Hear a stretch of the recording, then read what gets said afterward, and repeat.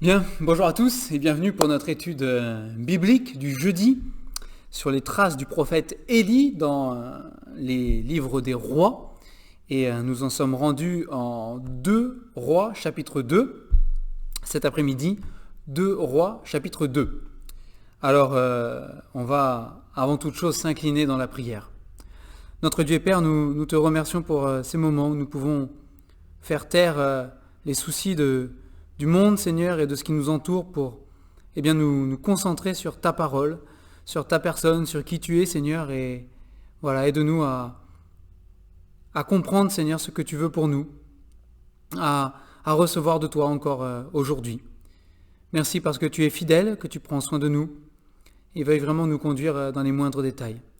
Nous te louons et nous te bénissons, au nom du Seigneur Jésus. Amen. Amen. Et donc je vous invite à ouvrir vos Bibles en 2 rois, comme je disais, 2 rois, chapitre 2. Et on verra ensemble aujourd'hui les 11 premiers versets de 2 rois. Alors je vous rappelle que voilà, ça fait un petit moment déjà le jeudi qu'on parcourt avec Élie, voilà, cette vie en Israël qui existait sous des rois qui n'étaient pas là pour glorifier le Seigneur, qui étaient même contre l'Éternel. On a vu en grande partie le roi Akab et la reine Jézabel. Et puis jeudi dernier, on a vu le roi Akazia, j'allais dire Azakia encore, mais Akazia, le fils d'Akab qui marche dans les traces de son père et qui, encore une fois, va irriter l'Éternel par toutes les mauvaises actions qu'il va pouvoir commettre. Et puis Akazia va mourir, on l'a vu jeudi dernier. Alors, voilà, quand on regarde la vie, on arrive à la fin de la vie du prophète Élie, on va le voir ensemble, mais quand on regarde toute la vie du prophète Élie, ce qu'on a vu, c'est qu'il a eu une vie quand même difficile. Difficile parce qu'il a vécu à une époque où finalement, la foi en l'Éternel était abandonnée. Les hommes préféraient marcher selon les convoitises de leur cœur, de leurs pensées. Le gouvernement en place, les deux qui se sont succédés, que ce soit Akab ou son fils Akazia, étaient des gouvernements qui ne cherchaient pas du tout la volonté de Dieu, qui n'ont pas cherché à plaire à Dieu. Au contraire, ils ont cherché à irriter l'Éternel même. Et donc, on a même vu notre prophète Élie, qui à un moment donné était fatigué, était usé, était démoralisé, découragé, l'âme complètement abattue. On a vu ça aussi. Et puis, on a vu aussi que Dieu avait promis à Élie qu'il aurait un successeur qui s'appellerait Élisée. On avait vu cette rencontre entre Élie et Élisée, et puis Élisée qui s'était mis à suivre Élie, à être comme le disciple et le maître par rapport entre Élisée et Élie. Et il arrive des moments où on est fatigué de ce qu'on vit, fatigué du péché qui nous entoure, on l'avait vu. Et il faut qu'on sache une chose, et c'est ce qu'on va voir aussi ici, avec la fin de la vie d'Élie. Il faut qu'on sache bien une chose, c'est que il y a une fin à toutes ces choses. Il y a une fin à la souffrance, il y a une fin au découragement, il y a une fin à ce monde de péché qui nous entoure. Il y a pour le serviteur de Dieu, il y a pour l'enfant de Dieu une délivrance. Une délivrance que nous attendons des cieux avec impatience. C'est le moment où le Seigneur Jésus reviendra nous chercher pour nous prendre avec lui. Le moment où on passera de l'autre côté, où on quittera les choses de cette terre de manière définitive pour rejoindre notre Sauveur. Il y a une délivrance pour ceux qui espèrent en lui. Et on va lire ensemble donc les 11 premiers versets du chapitre 2 de 2 rois, du 2e livre des rois. Alors on va le lire. « Lorsque l'Éternel fit monter Élie au ciel dans un tourbillon, Élie partait de Gilgal avec Élisée. Élie dit à Élisée, « Reste ici, je te prie, car l'Éternel m'envoie jusqu'à Béthel. » Élisée répondit, « L'Éternel est vivant, et ton âme est vivante, je ne te quitterai pas. » Et ils descendirent à Béthel. Les fils des prophètes qui étaient à Béthel sortirent vers Élisée et lui dirent « Sais-tu que l'Éternel enlève aujourd'hui ton maître au-dessus de ta tête ?» Et il répondit « Je le sais aussi, taisez-vous. » Élie lui dit, Élisée, reste ici, je te prie, car l'Éternel m'envoie à Jéricho. Il répondit, l'Éternel est vivant et ton âme est vivante, je ne te quitterai pas. Et ils arrivèrent à Jéricho. Les fils des prophètes qui étaient à Jéricho s'approchèrent d'Élisée et lui dirent, sais-tu que l'Éternel enlève aujourd'hui ton maître au-dessus de ta tête? Et il répondit, je le sais aussi, taisez-vous. Élie lui dit, reste ici, je te prie, car l'Éternel m'envoie au Jourdain. Il répondit, l'Éternel est vivant et ton âme est vivante, je ne te quitterai pas. Et ils poursuivirent tous deux leur chemin. 50 hommes d'entre les fils des prophètes arrivèrent et s'arrêtèrent à distance vis-à-vis. Et eux deux s'arrêtèrent au bord du Jourdain. Alors, Élie prit son manteau, le roula et en frappa les eaux, qui se partagèrent çà et là, et ils passèrent tous deux à sec.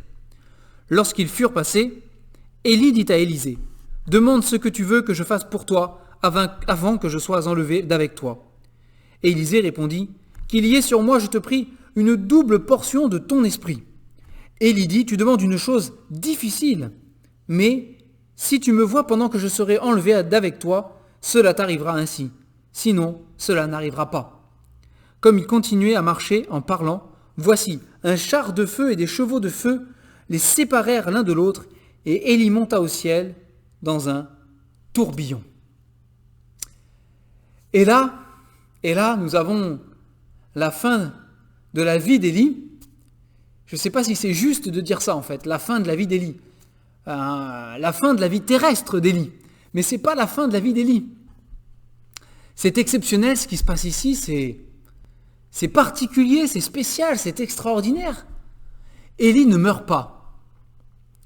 Élie fait partie des très rares hommes de l'humanité à ne pas avoir connu, à ne pas connaître la mort. Il n'était pas mourant, il était a priori dans une santé convenable, mais Dieu a jugé bon que son serviteur, que son enfant ne passe pas par la mort, mais le rejoigne d'une manière toute particulière, un peu dans la même manière où on a ce témoignage qui est rendu d'Hénoch dans la Bible, qui marcha avec Dieu, puis il ne fut plus. C'est contrairement à tous les autres passages dans la Genèse où il est question de ce refrain tragique. Puis il mourut, puis il mourut, puis il mourut. Hénoch, il a marché avec Dieu, puis il ne fut plus. Élie, il a marché aussi avec Dieu, et puis il ne fut plus. Et donc Élie fait partie de ces rares privilégiés peut-être, de ces rares hommes, de ces rares personnes qui n'ont pas connu la mort, mais qui ont été enlevés directement par le Seigneur. Et c'est, encore une fois, c'est beau, encore une fois, c'est magnifique, c'est touchant, de la part de Dieu, de la part de l'Éternel, cette attention particulière envers ce prophète qui a subi son temps, qui a subi son époque, qui a subi le péché de son époque. Il a subi l'incrédulité, il a connu le découragement, il a connu la solitude, il a connu la persécution. Il n'a pas connu la mort. Dieu l'a enlevé. Et encore une fois, comme je l'ai dit dans Élie, on voit vraiment aussi toute la grâce de Dieu. Et encore une fois, on voit la grâce de Dieu, frères et sœurs, il est là, il est avec nous. Il sait de quoi on est fait, il sait ce que nous traversons. Et il est le Dieu qui console, il est le Dieu qui délivre. Et si la délivrance doit passer par être enlevé, comme c'est le cas pour Élie, bien il le fait. Il le fait. En tout cas pour Élie, il l'a fait.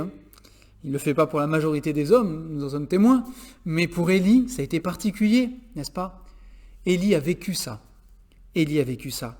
Et Élisée, qui était là, Élisée en a été le témoin, ainsi que ces 50 prophètes qui étaient là à distance. Mais avant d'arriver à cet enlèvement d'Élie, j'aimerais qu'on revienne un petit peu sur ce qu'on vient de lire et sur la fin de la vie d'Élie ici, la vie terrestre d'Élie.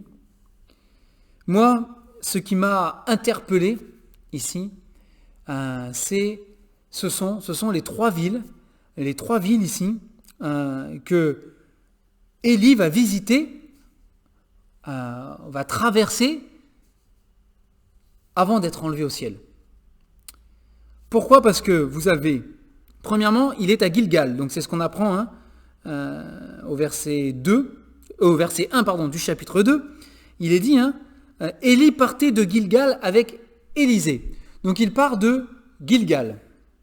Ensuite il va à Béthel, et de Béthel il va à Jéricho, et de Jéricho il va au Jourdain, n'est-ce pas ? Et après, une fois qu'il a traversé le Jourdain, il rejoint le Seigneur. Mais ces trois villes, Gilgal, Béthel et Jéricho, sont des villes qui, en Samarie, étaient réputées pour leur idolâtrie et pour leur triste histoire aussi, dans le peuple d'Israël, en ce qui concerne Jéricho, bien sûr.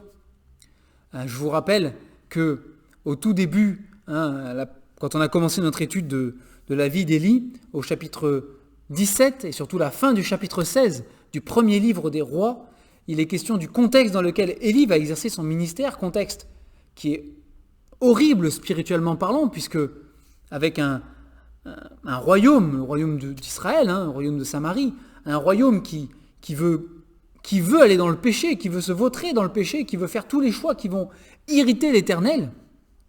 Et un de ces choix, dans le contexte, on l'avait vu, c'était de ce temps-là, du temps d'Akab, que un certain Hiel de Béthel, d'ailleurs, c'est 1 roi 16, à la fin, de son temps, Hiel de Béthel, c'est le verset 34, bâtit Jéricho, il en jeta les fondements au prix d'Abiram, son premier-né, etc., etc. C'est de ce temps-là qu'un homme venant de Béthel, qui était allé lui aussi à Jéricho, il avait rebâti Jéricho, la ville maudite, la ville que Dieu avait abattue, détruite, renversée, sous la conduite de Josué, n'est-ce pas, dans leur possession, dans leur prise de possession de la terre promise. C'est symbolique. Jéricho qui tombe, mais c'est Dieu qui combat pour le peuple d'Israël. Jéricho qui tombe, c'est toute la puissance de Satan, toute la puissance de ce monde, toute la puissance des princes, des fils de la rébellion. C'est toute cette puissance-là, ennemie contre Dieu, qui s'écroule. C'est ça Jéricho. C'est la cruauté humaine qui tombe, c'est le péché de l'homme qui s'écroule. C'est la victoire de Dieu dans les combats que nous pouvons mener. C'est ça Jéricho qui tombe. Et Jéricho avait été rebâti. Rebâti comme un mépris, comme un pic lancé envers l'Éternel, voyez, comme un défi lancé à l'Éternel. C'est tu as abattu Jéricho, moi Hiel de Béthel, par ma puissance, par ma force, je rebâtis. Et je suis prêt à faire tous les sacrifices possibles. Je vais même sacrifier mes fils, pour rebâtir cette ville selon les coutumes païennes et horribles des peuples qui étaient là. Je rebâtis Jéricho.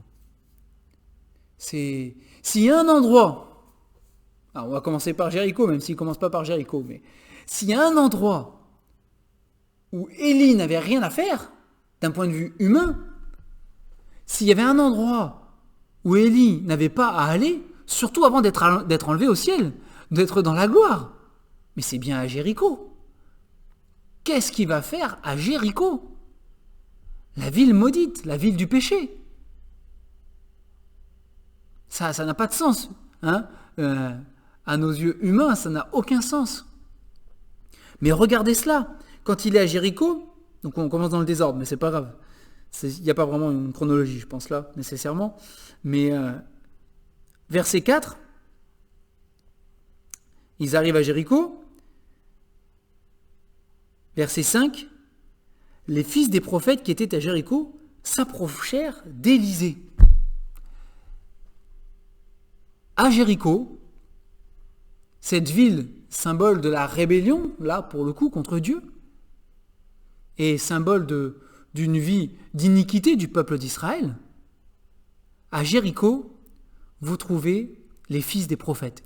Et on sait qu'en Israël, à cette époque, il y avait des écoles de prophètes, un petit peu, si vous voulez, Il y avait l'école des prophètes, et sans aucun doute, Élie, en tant que prophète, était un maître, un maître qui avait des disciples prophètes, voilà, des disciples entre guillemets qui le suivaient, qui apprenaient de lui, qui recevaient son enseignement. C'est le cas d'Élisée, par exemple, qui a suivi Élie pour être quelque part son disciple.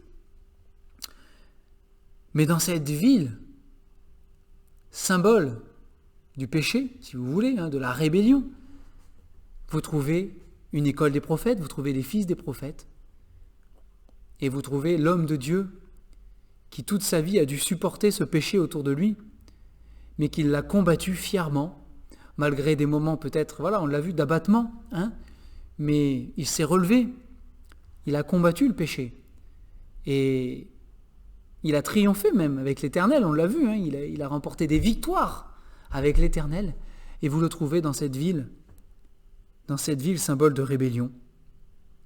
Mais il y trouve des fils des prophètes.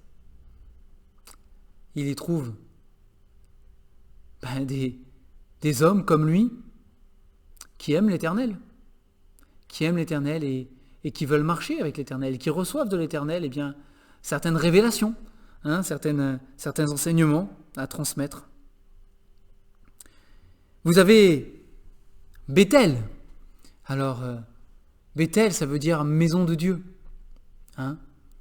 Et c'est triste parce que la maison de Dieu, en ce temps-là, dans le royaume de Samarie, a été transformée en la maison d'une idole. Et c'est à Samarie, à Béthel, en Samarie, qu'il y avait un veau d'or. Un veau d'or dans le royaume d'Israël. C'est là que les Israélites venaient pour adorer ce veau d'or qui était là. Alors, à ne pas confondre avec le veau d'or d'Égypte, c'est pas le même. C'est la même idole, si vous voulez, mais c'est pas la même statue, puisqu'elle a été détruite, vous le savez, en Exode. Mais ils avaient reconstruit, de ce temps-là, des veaux d'or, comme du temps de Moïse, au mont Sinaï. Ils avaient reconstruit des veaux d'or, et c'était un haut lieu, c'était un lieu phare, un lieu emblématique de l'idolâtrie en Samarie. Les prophètes le dénoncent, notamment le prophète Amos. Et encore une fois, dans ce lieu-là, où l'idolâtrie était vraiment installée, si vous voulez, où il y avait des pèlerinages qui étaient faits pour aller adorer, vous trouvez quoi? Encore une fois, verset 3, les fils des prophètes qui étaient à Béthel. Vous avez encore une fois les fils des prophètes. Et vous avez encore une fois le prophète Élie qui est là. Et il part de Gilgal. Gilgal, qui a beaucoup de signification dans la parole. Gilgal, c'est le premier endroit où ils ont campé. Après avoir traversé le Jourdain, quand sous Josué, ils sont rentrés dans la terre promise. C'est le premier endroit. Ils ont traversé le Jourdain avec Josué. Et avant d'arriver à Jéricho, avant d'aller à Jéricho, ils ont campé à Gilgal. Là, c'est là que le peuple d'Israël a été circoncis, comme signe de l'alliance, puisque tous ceux qui étaient nés dans le désert de la sortie d'Égypte n'avaient pas été circoncis, donc ils l'ont fait là. Signe de l'alliance de l'Éternel. C'est là que l'Éternel a prononcé ces paroles. Je roule, en parlant d'Israël, je roule de dessus toi l'opprobre de l'Égypte. Et Gilgal, ça veut dire rouler, justement. Mais à Gilgal, en ce temps-là, c'était comme Béthel, c'était un haut lieu de l'idolâtrie. Et dans les prophètes, notamment dans Amos, encore une fois, vous trouvez cette parole du prophète qui dit « Allez à Béthel et péchez, allez à Gilgal et péchez encore davantage. Péchez davantage. » C'est un lieu où ils avaient l'habitude de pratiquer l'idolâtrie. Mais c'est là que nous, on retrouve Élie. Ce sont les 3 lieux qu'il a visités avant de partir pour le ciel.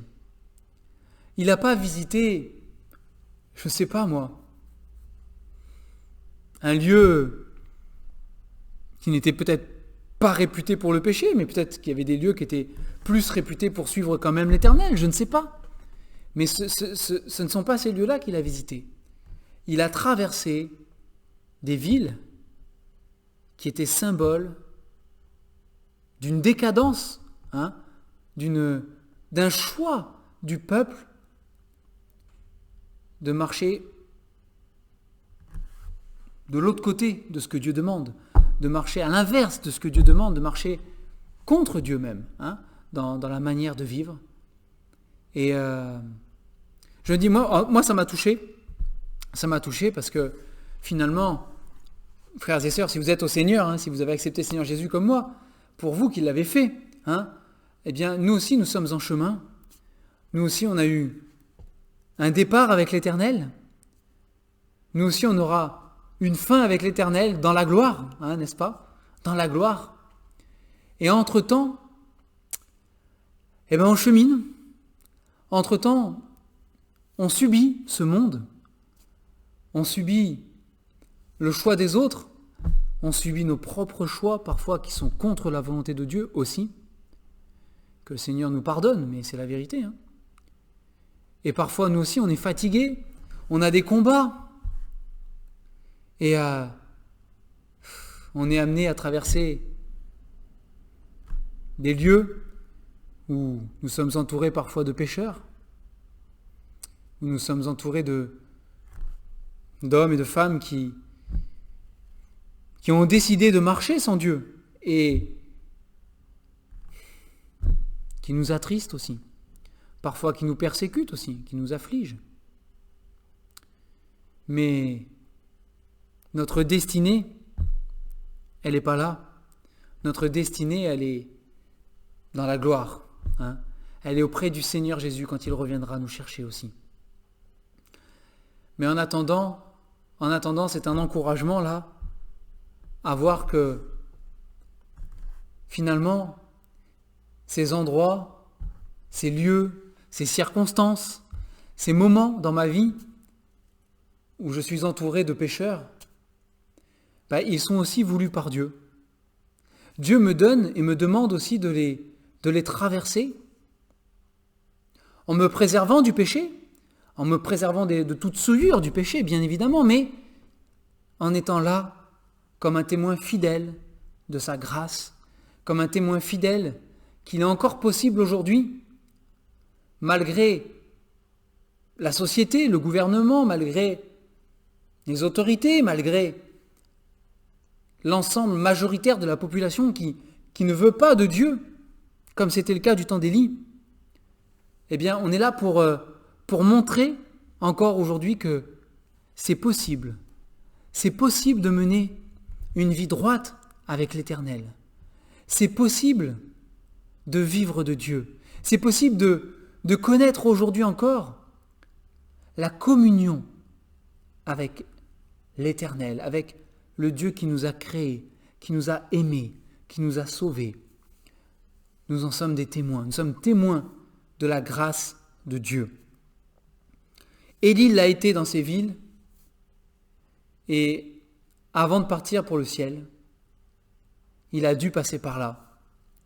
Et avant de partir pour le ciel, frères et sœurs, nous aussi, nous devons passer par là où nous passons aujourd'hui.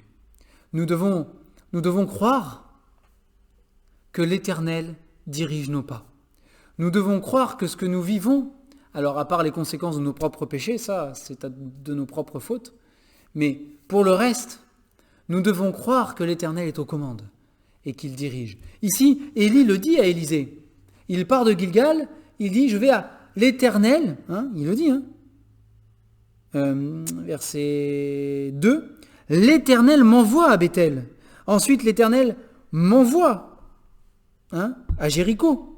Et puis, à la fin, l'Éternel m'envoie au Jourdain. » Mais le Jourdain, c'est la partie de plaisir, n'est-ce pas, du voyage. C'est la partie agréable du voyage pour Élie. Mais voilà, avant cela, nous avons des étapes. Avant de franchir le Jourdain, dans le sens où il est question ici, avant de franchir le Jourdain pour rejoindre notre Seigneur, nous avons des étapes. Nous avons des personnes à rencontrer. Nous avons des lieux à fréquenter. Nous avons des endroits où nous devons nous trouver. Nous avons des temps, des moments, des circonstances à vivre. Peut-être parfois, si on devait choisir nous-mêmes, n'est-ce pas, on ne choisirait pas cet endroit-là, ces personnes-là pour les côtoyer. Mais ici, c'est l'Éternel qui m'envoie. Donc, croyons, faisons confiance à notre Dieu qui guide nos pas dans les moments que nous traversons. Il veut qu'on passe par là pour être un témoignage de sa grâce et de sa gloire qui arrive. Alors ici, ensuite il y a donc le Jourdain. Il y a ce miracle où Élie, avec son manteau, va frapper le Jourdain qui va s'ouvrir en deux. Élie va traverser, puis il va rejoindre l'Éternel dans un tourbillon. Voilà. Alors, le tourbillon, le peuple d'Israël en connaissait des tourbillons. Ce qui peut s'apparenter au tourbillon, vous aviez cette nuée de feu, cette colonne de feu, cette nuée, le jour et colonne de feu la nuit qui guidait le peuple d'Israël dans le désert. Vous avez la mer Rouge qui s'est ouverte en deux. Vous avez ce tourbillon ici, qui emmène Élie. Vous avez aussi la gloire de l'Éternel, justement, cette nuée qui reposait sur le tabernacle, au niveau du Saint des Saints, du lieu très saint. Mais voilà, il y a cette notion de sainteté dans ce tourbillon, il y a cette notion de gloire, et puis il y a ces chevaux de feu et ce char de feu qui vient se mettre. Alors souvent on a cette image que Élie a été enlevé sur le char de feu avec les chevaux de feu. C'est pas ce qui est écrit, c'est pas ce qui est écrit. Ça c'est notre imagination qui galope avec les chevaux, si vous voulez. Mais c'est pas ce qui est écrit ici, c'est que il a été enlevé dans un tourbillon et que c'est un char de feu avec des chevaux de feu qui ont séparé Élie d'Élisée. Donc entre Élisée, qui lui est destiné pour le moment à rester sur terre, n'est-ce pas, et Élie, qui est destiné à être enlevé par ce tourbillon, il y avait le char de feu qui les a séparés. Donc c'est ce qu'il est dit ici, au verset 11. Voilà, un char de feu et des chevaux de feu les séparèrent l'un de l'autre, et Élie monta au ciel dans un tourbillon. Pas dans le char, mais dans un tourbillon. C'est un détail, mais c'est réellement ce qui s'est passé, n'est-ce pas? Et donc, ici nous avons autre chose dans ce passage que j'aimerais qu'on puisse aussi regarder, qu'on puisse aussi retenir pour nous-mêmes. Nous avons ce dialogue entre Élisée et Élie.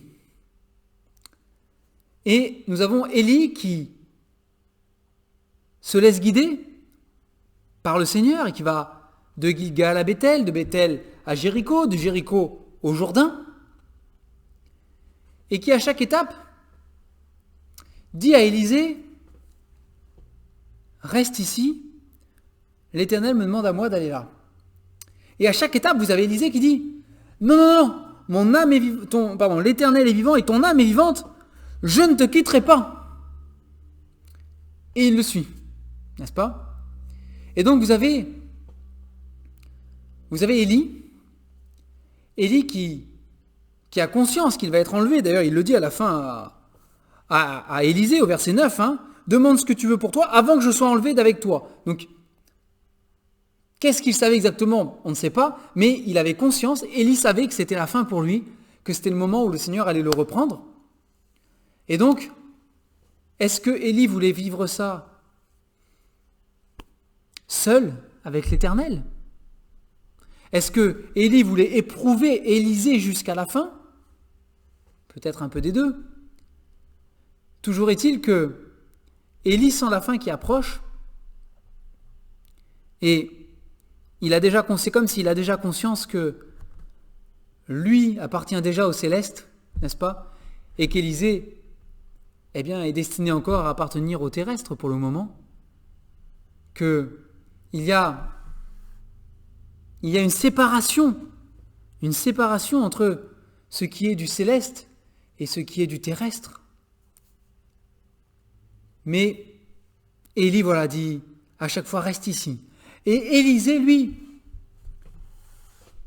il entrevoit, il sait, d'ailleurs, il le dit, quand les fils des prophètes viennent l'avertir, ils disent, taisez-vous, je le sais. Il n'a pas envie d'y penser. Il n'a pas envie de penser à cette séparation qui sans aucun doute est douloureuse pour lui. On le voit, hein, cette séparation douloureuse d'avec Élie, qui est comme son mentor, qui est son maître là, hein, qui l'a suivi. Élisée qui a aussi conscience que une fois qu'Élie sera parti, c'est lui qui sera le prophète. C'est lui qui va reprendre la charge. C'est lui qui va avoir la responsabilité qu'avait Élie jusqu'à présent.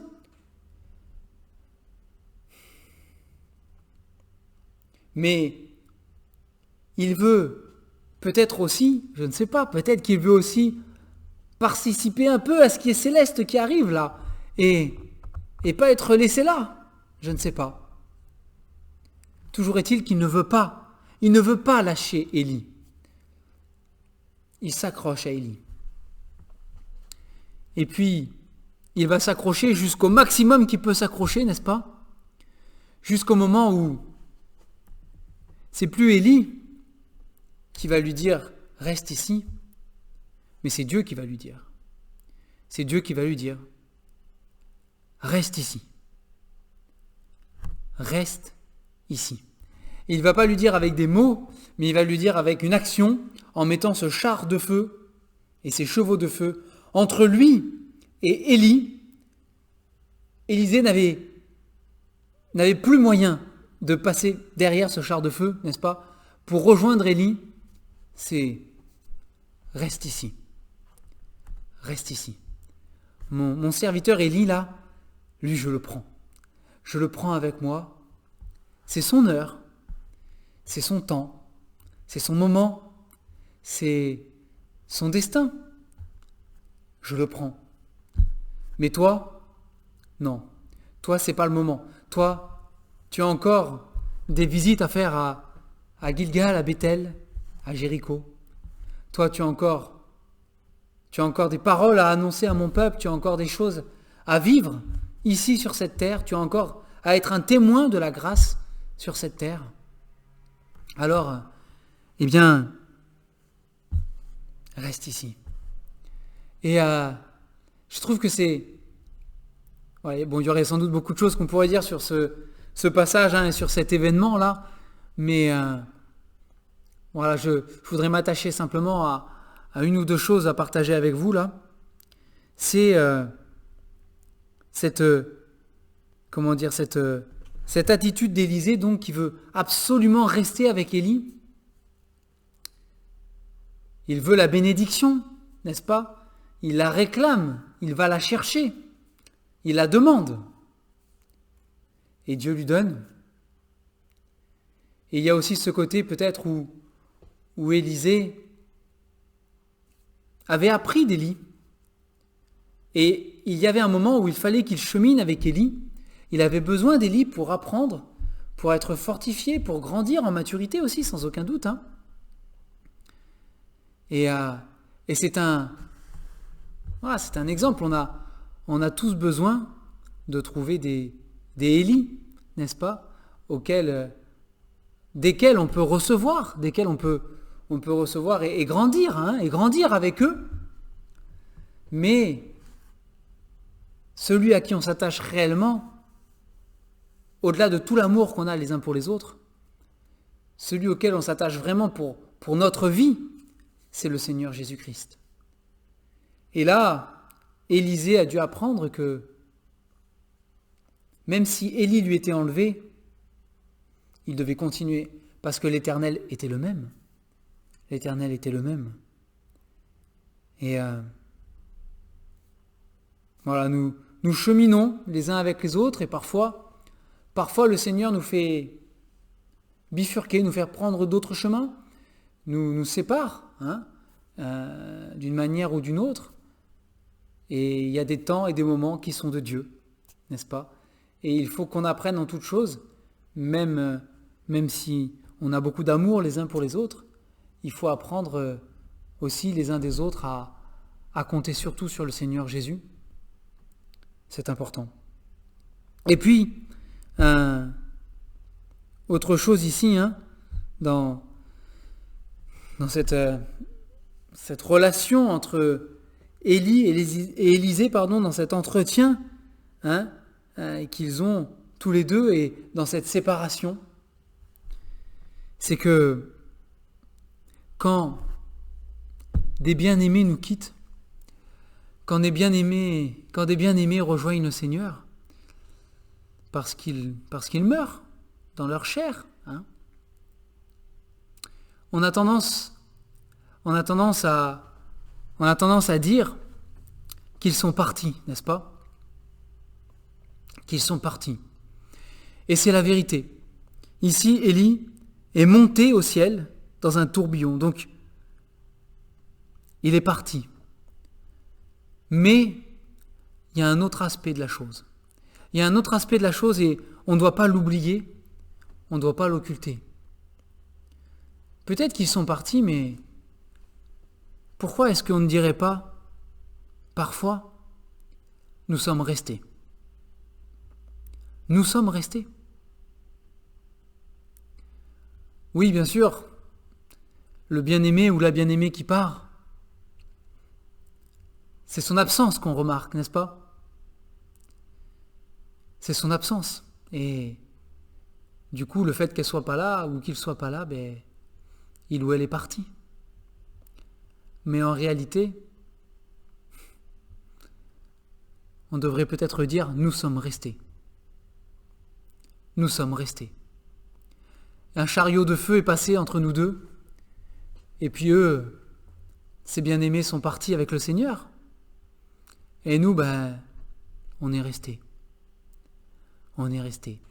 Parce que, finalement, le plus heureux, la plus heureuse, c'est celui ou celle qui a rejoint le Seigneur. Et nous sommes encore dans ce monde. Nous sommes encore à Gilgal, nous sommes encore à Bethel, nous sommes encore à Jéricho. Nous sommes restés. Et eux, ils sont partis. Un peu, vous savez, comme si on les envie un peu. Comme si on les envie un peu. On a tendance à le dire, parce qu'on le sait, oui, c'est vrai, ils sont là-haut, c'est le meilleur. Mais du coup, on dit, ils sont partis. La prochaine fois qu'un bien-aimé ou une bien-aimée nous quitte, je nous encourage, le Seigneur nous encourage à le regarder aussi dans l'autre sens. Et à dire, frères et sœurs, nous sommes restés. Nous sommes restés. Un jour viendra notre moment. Un jour viendra le temps où le Seigneur nous prendra et nous serons pour toujours avec lui. Mais en attendant, nous sommes restés. Nous sommes restés là. Nous avons encore nos combats. Nous avons encore des endroits, comme on l'a vu, des lieux, des moments, des temps à vivre, à visiter. Nous avons encore des témoignages à apporter. Nous avons encore la grâce à manifester.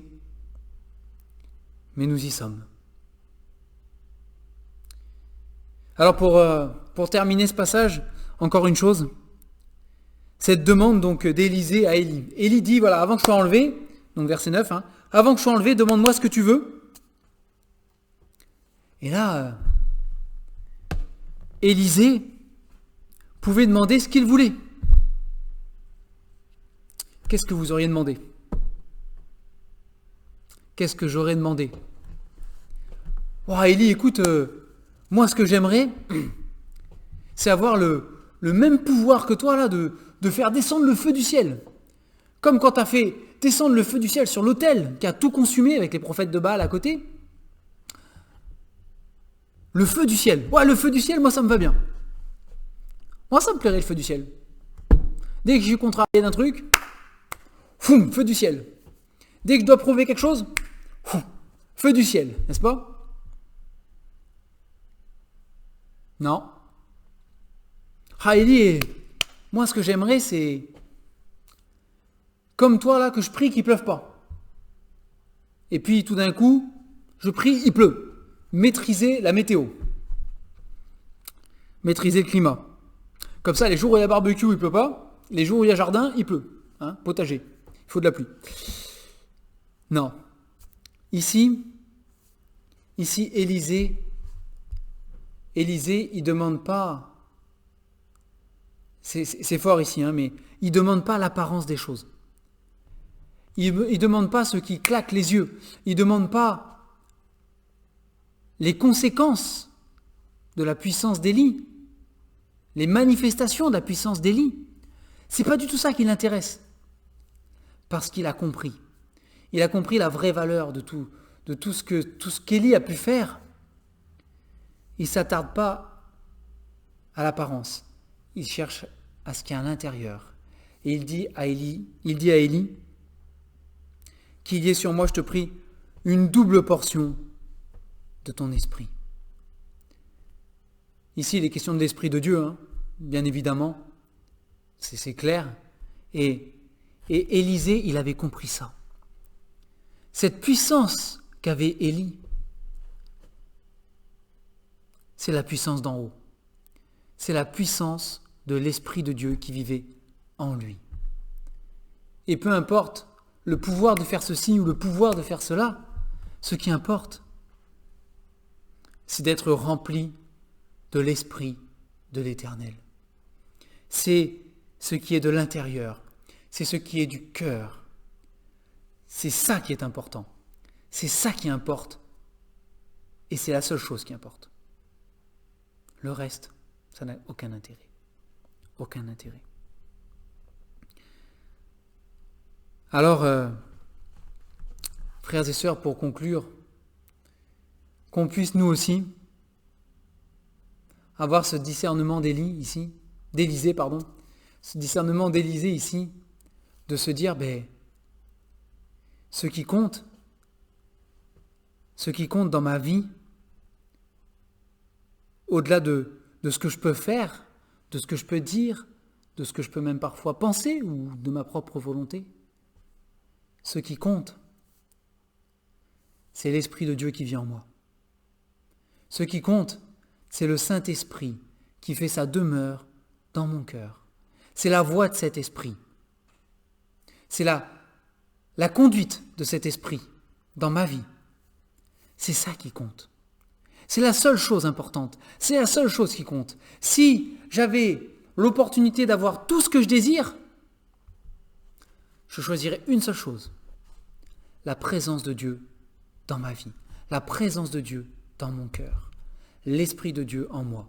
Et c'est tout ce qu'il me faut. C'est tout ce qui me suffit. C'est la seule chose indispensable à ma vie, à mon âme.